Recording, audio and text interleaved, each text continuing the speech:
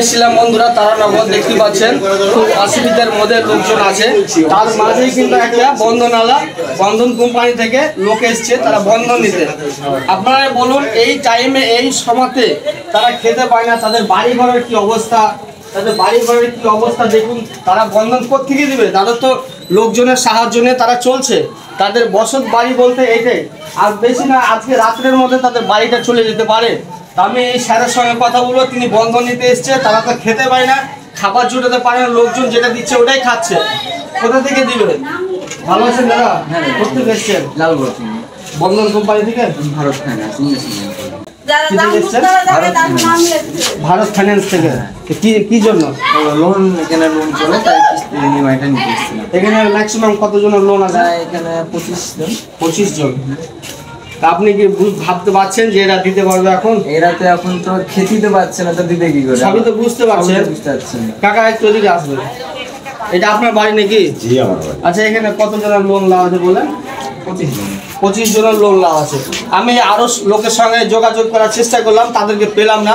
যেহেতু খুব বেহাল অবস্থা, তাদের মানে ঠিক ঠিকানা নাই, কে কোথায় চলে গেছে, আত্মীয় স্বজনের বাড়ি গেছে, খুব অসহায় এরা। অবস্থাটা দেখুন, কত কষ্ট করে তিলে তিলে বাড়িঘর করেছিল। আমাদের কিছু লোকের অবহেলার কারণ থেকে আজকে এই পরিস্থিতি।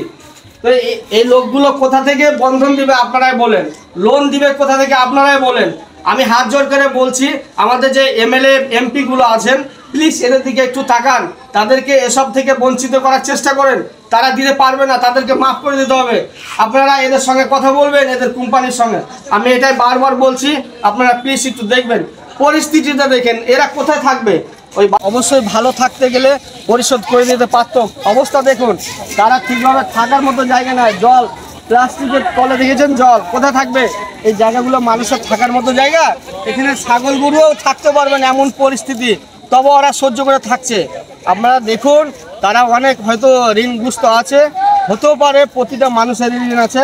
তবে আপনারা প্লিজ একটু দয়া করবেন তাদের ওপরে, তাদের প্রতি একটু মায়া করে ঋণ দেনা যা আছে প্লিজ তাদেরকে একটু মাফ করে দেওয়ার চেষ্টা করুন। কেননা তারা খুব পরিস্থিতি এত খারাপ, ওদের খাবারটা জুটছে না।